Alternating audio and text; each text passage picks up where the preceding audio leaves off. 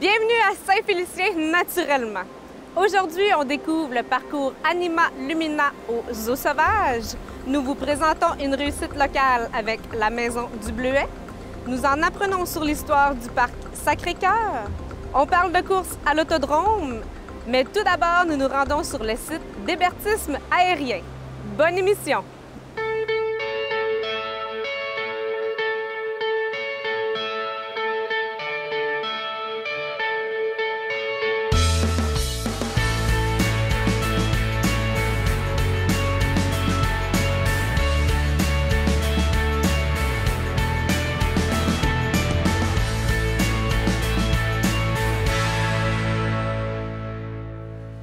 Situé à quelques minutes du Toboski, le site d'hébertisme aérien Saint-Félicien est une excellente façon de faire de l'exercice tout en profitant des beautés de la nature.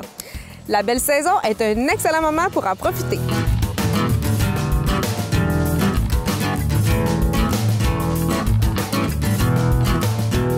Marcel, vous avez dû faire le parcours plusieurs fois d'hébertisme ici? Disons qu'il n'y a plus de secret sur le parcours pour moi, là. Je suis capable d'aiguiller vraiment les clients ou les personnes qui viennent faire l'activité pour leur faciliter la tâche le plus possible. Ce sont combien d'activités dans les airs qui sont proposées aux visiteurs et à quel type de circuit ils peuvent s'attendre? Bien, nous, on a vraiment ici, on a 58 ateliers différents sur l'ensemble de notre parcours. On a 4 parcours qui sont à degré de difficulté croissant. Ça fait qu'on commence toujours par des parcours qui sont un peu plus près du sol, mais qui sont assez faciles aussi en partant, pour que les gens aient le temps de s'habituer, prendre de l'expérience, parce qu'à chaque fois qu'ils vont changer de parcours, bien, la difficulté va grandir. Ça fait que quand ils arrivent au 4e parcours, qui lui devient pas mal plus difficile, bien, on a pris l'expérience, ça se passe très bien. Puis, combien de temps ça peut prendre là, en totalité faire le parcours du début à la fin? Disons que c'est assez variable, mais on dit entre 2 heures. 2 heures, c'est ça, c'est la moyenne, pas mal. Il y en a qui vont le faire en 1h30, mais il y en a d'autres qui vont le faire en 3 heures.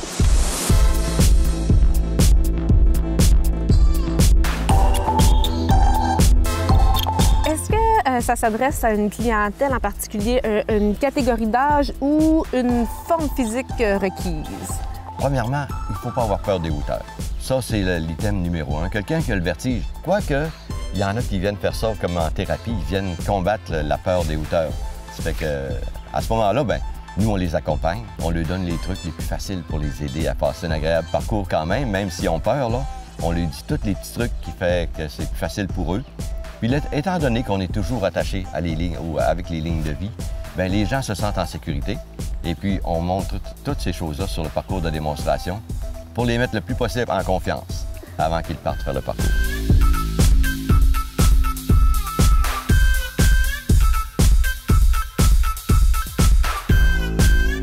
Parmi les ponts défis en cordage, il y a aussi un parcours de tyrolienne. En plus de faire les 4 premiers parcours que je vous mentionne, bien, on a un 5e parcours qui est le parcours pour les grandes tyroliennes. La première tyrolienne, elle fait 1000 pieds de longueur par 100 pieds de hauteur. Puis on passe à quelques reprises au-dessus de la rivière. Fait que le site est vraiment enchanteur, c'est vraiment beau comme site. On a la chance d'avoir la rivière et on l'exploite le plus possible. Oui, ça doit être une belle expérience. Ah, absolument.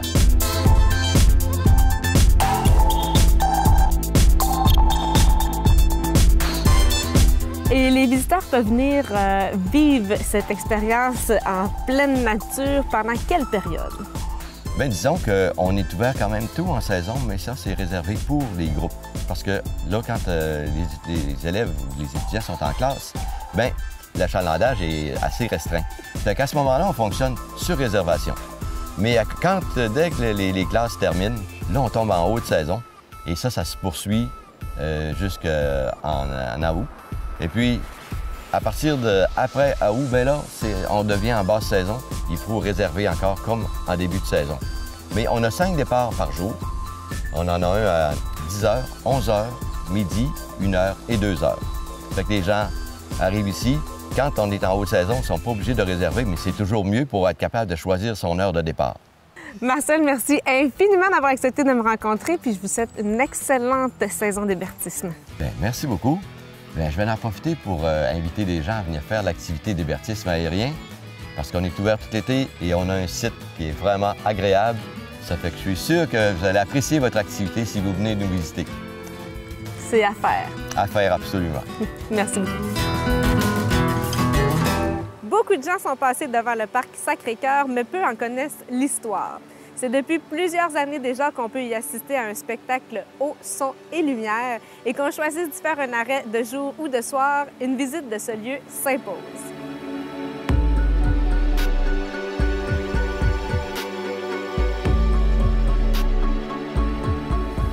Monsieur Tremblay, merci d'avoir accepté de me rencontrer dans ce site historique de Saint-Félicien. Merci. Oui. Ça fait combien de temps que le parc du Sacré-Cœur existe? C'est en 1929-1930 que le parc existe. Pour quelle raison il a été décidé de diriger un parc ici, en face de l'église et en bordure de la rivière? D'abord, premièrement, cette place-là ici, c'était une dombe. Il passait un genre de gros ruisseau ici, là. Puis tout le monde envoyait leurs affaires dedans. Fait que le curé, dans le temps, lui, il arrivait ici à Saint-Félicien, le curé plutôt. Il ne trouvait pas ça ben beau.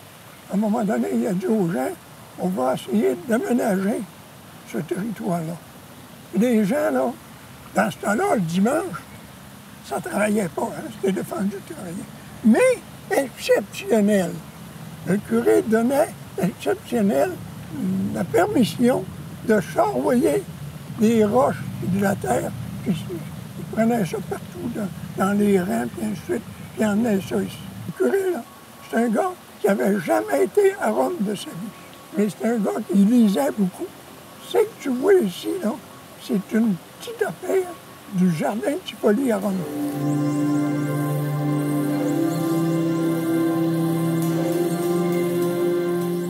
La communauté a beaucoup contribué Beaucoup, au réaménagement de cet espace. Dans ce temps-là, ben, le monde allait plus à la messe qu'aujourd'hui. C'est que le curé disait, là, c'était comme ça. Il faut le dire, ça a été quand même un parc qui a été créé, aménagé dans une situation économique assez 29, fragile. Dans la crise, dans ce temps-là, chaque personne avait, me mettait 5 piastres, 50 cents, puis ainsi de suite. Puis, vous voyez, il a fait des anges, 2 anges. Il a fait le bonhomme qui pêche. Ça, c'était un monsieur qui pêchait à Rivière-au-Saumon.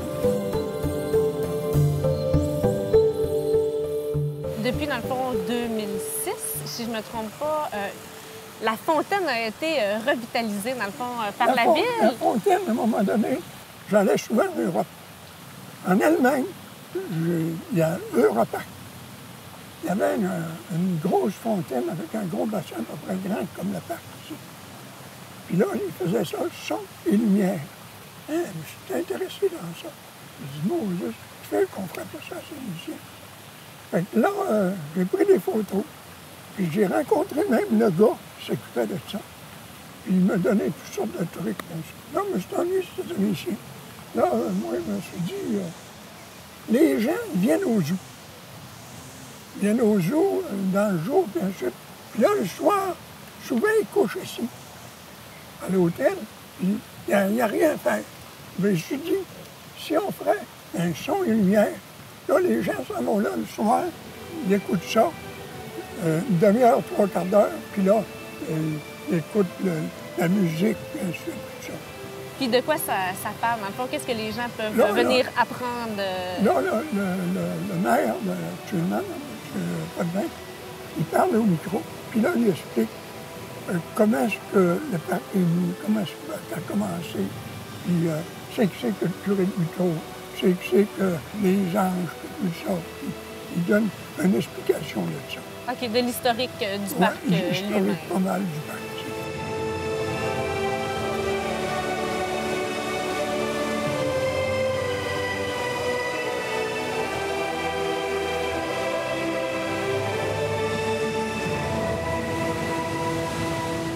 Monsieur Tremblay, merci beaucoup d'avoir accepté de me rencontrer puis de parler de ce superbe site historique dans la nature à Saint-Félicien. Merci, moi.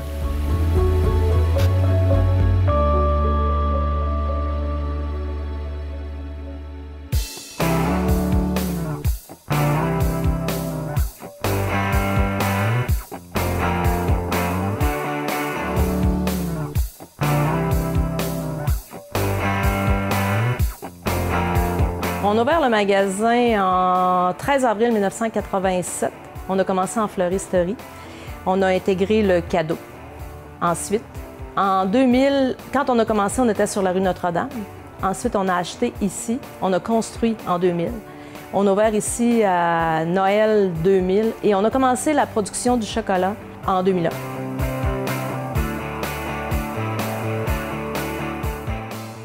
On a commencé à produire notre propre chocolat parce qu'on voulait utiliser des chocolats avec du beurre de cacao et de la pâte de cacao. On ne voulait pas avoir des chocolats avec de l'huile.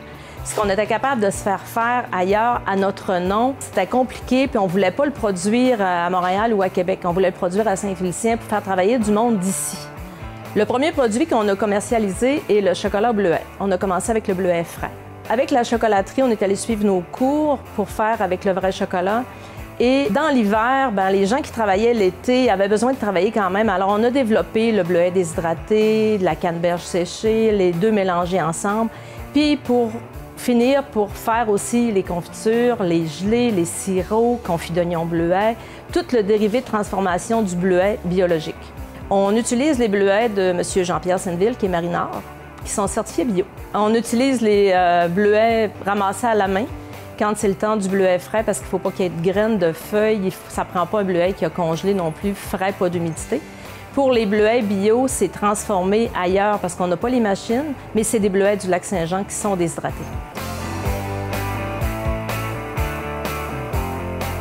Les produits sont transformés ici même, dans la chocolaterie qui est en bas.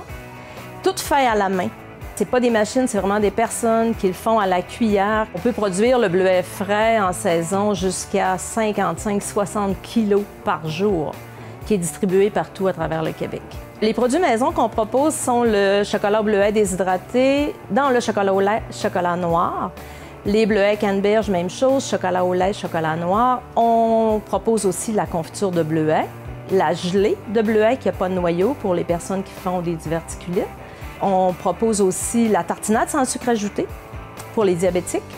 On a le sirop de bleuet, le caramel de bleuet, le confit d'oignon bleuet, gelée de Porto et bleuet, les thés de bleuet, thé vert, thé rooibos sans caféine, sans théine et le thé érable bleuet. On retrouve nos produits dans une centaine de points de vente au Québec, dont le Jardin botanique, le Biodôme de Montréal, le Marché des saveurs, le J.A. Moisan à Québec. On en a un petit peu partout, Fouquet-Morel à Trois-Rivières. Je vous en nomme quelques-uns, mais il y en a partout. Saguenay-Lac-Saint-Jean, Fromagerie Perron, Jardin zoologique de Saint-Félicien. Puis les produits que l'on fabrique, vous pourrez aussi les trouver sur le site de la maisondubleuet.com pour les commander en ligne.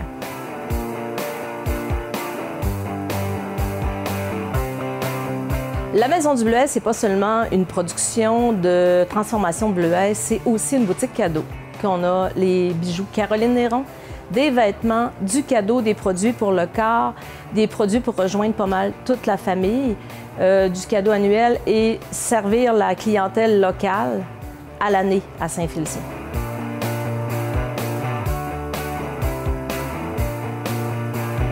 C'est un peu une histoire de famille. C'est moi et ma sœur Lucie, qu'on est là depuis 29 ans. Il y a 6 ans, Marc, mon fils, s'est intégré à nous avec son deck en mode et de conception infographique. C'est lui qui fabrique toutes les étiquettes, les boîtes.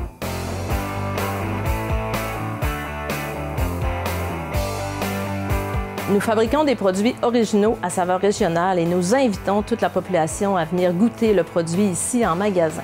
Ça va nous faire plaisir.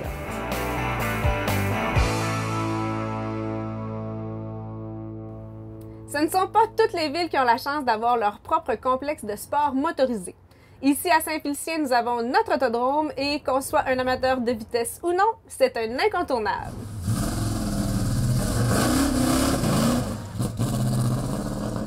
Chantal, merci de nous accueillir sur le lieu de l'autodrome Saint-Félicien. Ça me fait plaisir. Un lieu très apprécié des coureurs et amateurs de sport automobile, finalement. Écoute, quel genre de circuit vous proposez ici? Ici, on a le circuit de la Trioval qu'on a présentement ici. On a le circuit routier. On a une piste de motocross à l'autre bout. Puis on a une piste de supermoteur ici au centre. OK. Je pense qu'on est complet. Puis on a une piste d'accélération aussi pour nos drags pour les jeunes. Puis ça fait quand même un bout de temps là, que c'est ouvert l'autodrome depuis 1975, puis il y a eu de grandes courses qui ont été faites ici, puis des coureurs automobiles assez connus, comme qui en particulier? Ah, c'est ça, Gilles Villeneuve, tout le monde en parle. Moi, à l'époque, je n'étais pas présente ici, par exemple.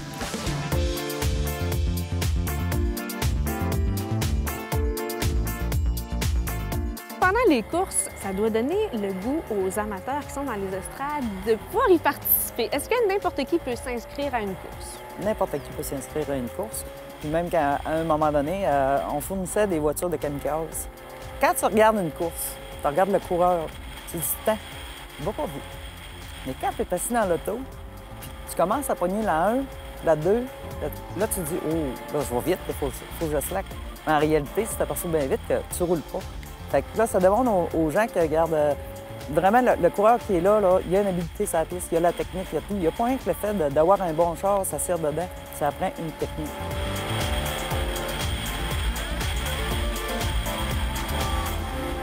À part les kamikazes, peux-tu m'en dire un petit peu plus là, sur les autres classes qui sont présentées? Oui, on a la classe sport compact. Ça, c'est une classe au-dessus qui coûte beaucoup plus cher que les kamikazes. Pour adhérer à cette classe-là, il faut évidemment avoir fait au moins 1 an minimum de kamikaze pour justement avoir pris des techniques de conduite, de l'expérience de piste. Après ça, j'ai ma classe de Pro 8 qui existe depuis 3 ans. Ça, c'est des vieux coureurs qui voulaient revenir. On a comme inventé cette classe-là pour eux autres. C'est tous des vétérans ou presque là, qui se sont fait des Pro 8. La plupart ont des crowns Victoria. Là, on a nos invités toujours qui viennent nous rendre visite une fois par année, la série Sportsman Québec. Ça, c'est... Ça, c'est la voiture de notre nouvelle associé ici à l'autodrome, M. Éric Bouchard. L'enfer, pour les gens qui ne connaissent pas ça, là, ça consiste en quoi? C'est une course d'endurance qui vire un petit peu en démo. Mais c'est pas le but, OK? Le but, c'est de t'inscrire, de faire 150 tours avec ta voiture. On a 2 catégories. On a la classe amateur, puis on a la classe pro. La différence des deux, c'est que dans les pros, ils ont le droit de modifier un peu l'auto, pencher les roues, faire des petites choses comme ça. Dans la classe amateur, c'est tu prends une voiture dans le chemin et tu la mets sur la piste, tel quel. Même la démolition, ça, c'est complètement l'inverse de l'enfer. Là, tu as le droit. Là, tu as le droit de rentrer dans les autres. OK? Dans l'enfer, on n'a pas le droit. Nous, on a quand même une quantité de voitures ici. On les propose à nos coureurs parce qu'on ne veut pas n'importe qui dans les chars non plus qui va aller blesser quelqu'un. Ça nous prend des gars qui sont quand même allumés là, pour dire OK, c'est une démolition, on se fait pas mal. Là. Puis j'ai la course de dames aussi avec la démolition. Pour les femmes seulement? Les dames seulement. Ah oui? Ah, oui. Bien peut-être que ça pourrait m'intéresser. Oui, ça peut être peut-être quelque chose à vivre avant l'enfer, mettons. Là. Puis ce soir-là, on a la course de pick-up aussi là, qui va s'intégrer au travers de ça. Peux-tu me parler un petit peu de la programmation à venir pour l'autodrome? C'est sûr qu'au mois d'août, on a le 12 août qu'il y a les dragues de rue le vendredi soir. Après ça, ça tombe au 20 août que j'ai la grande démolition pièce de Tourcelle. Après ça, on s'en va encore un drag de rue le 26, le vendredi le 26 août pour encore un drag de rue. Et puis là, on s'en va, on se dirige vers l'enfer Metalex le 3 septembre. C'est, on dirait, la clôture de la saison. Chantal, merci infiniment d'avoir accepté de me rencontrer, puis je te souhaite une bonne saison de course. Ah bien, merci beaucoup, puis on vous attend pour venir nous voir. C'est sûr et certain. Merci. Cet été, le Zoo Sauvage nous propose une nouvelle aventure avec le parcours nocturne Anima Lumina. On s'apprête à en connaître davantage sur cette nouveauté signée Moment Factory, un studio de divertissement multimédia montréalais.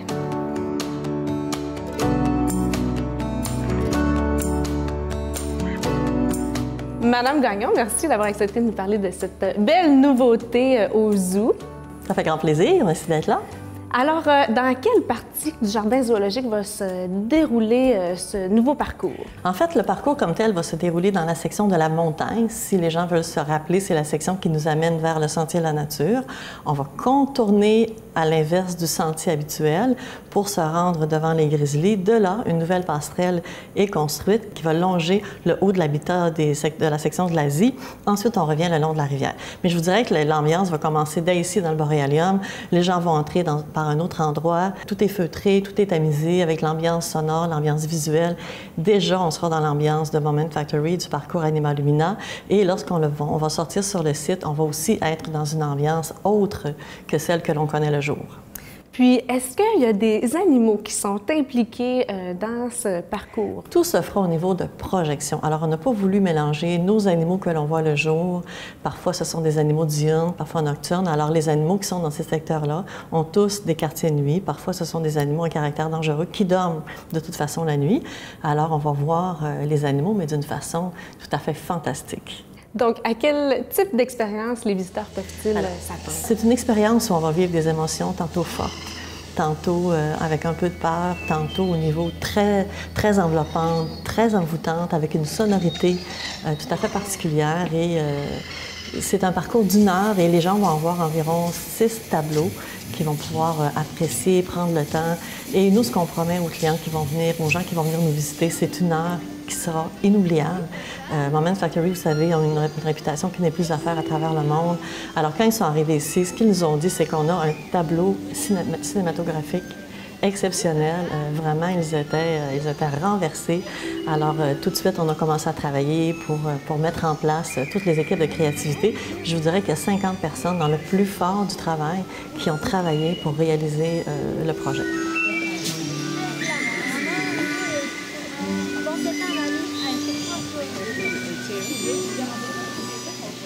Il y a un personnage, dans le fond, qui guide les visiteurs dans cette aventure. Qui est-il? En fait, nous, on voulait un personnage, on voulait avoir une activité qui s'adresse aux membres de la famille. Alors, on a ajouté un petit garçon d'une dizaine d'années qui est Félix. Alors, Félix est dans sa forêt, dans la forêt, et un enfant ne va pas seul en forêt, il sera avec son chien.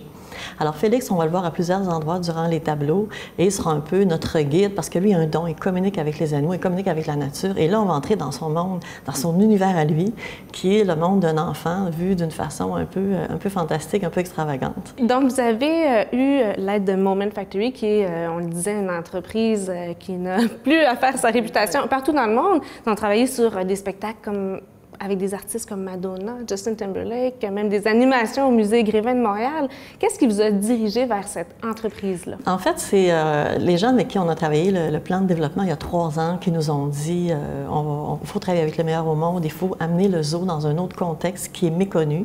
Et là, c'est l'idée de Moment Factory qui est amenée dans les cartons, dans la documentation. Au départ, on ignorait un peu qu'est-ce qu'on allait faire, mais on s'est dit on va faire une activité avec eux en utilisant leur spécialité qui est l'ambiance, la sonorité, les éclairages. Et tranquillement, on a bifurqué vers un parcours nocturne illuminé. Ils sont magiciens, ils vont utiliser un lieu à son maximum tout en conservant et en suivant la mission de l'organisation de respecter la faune et la flore qui est présente. Alors pour nous, c'était très important. Ils vont nous faire revivre la nature. Il y aura des sonorités végétales, des sonorités animales. Un compositeur aussi s'est attardé pour avoir une musique là, vraiment pour le parcours. Alors, avec la magie de Moment Factory, nous, on est assurés de faire vivre des émotions très, très fortes à la clientèle et ça s'adresse à toute la famille. C'est important de le mentionner.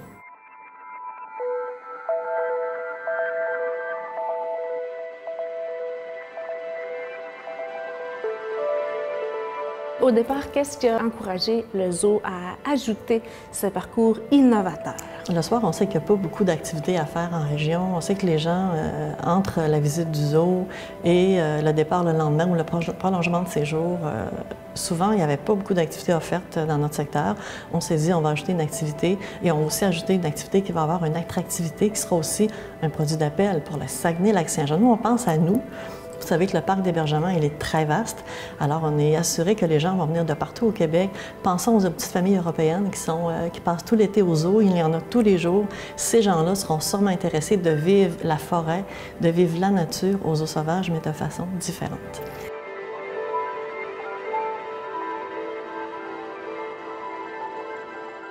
Comme c'est un parcours qui est nocturne, qui se passe de soir, de quelle heure à quelle heure les gens Alors, peuvent venir en début de profiter? saison, on peut parler de 21h30. Plus on va avancer dans la saison, par exemple en août, mi-août, on va sûrement démarrer les projections vers 21h.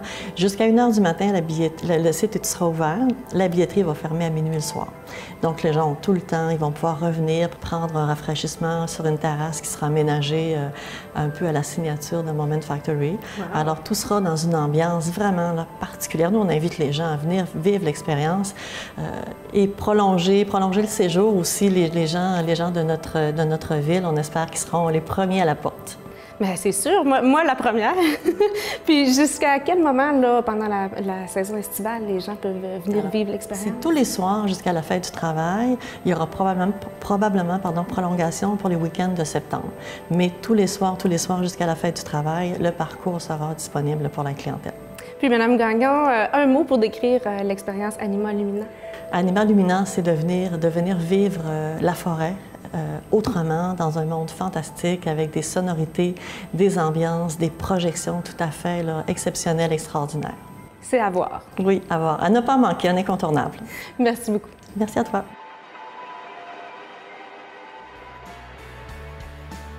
Voici quelques sorties à mettre à votre calendrier pour le mois d'août. Venez danser à la Félicène tous les jeudis, vendredis et samedis de 19h30 à 22h. Toujours à la Félicène, venez vivre l'expérience Zumba Fitness le lundi en soirée jusqu'au 15 août. Et venez faire le plein d'énergie avec de la danse latine les dimanches 7 et 21 août en soirée. Merci d'avoir été là et on se revoit pour une prochaine émission où nous vous ferons découvrir encore plus d'activités à faire et de lieux à visiter dans la dynamique ville de Saint-Félicien. À bientôt!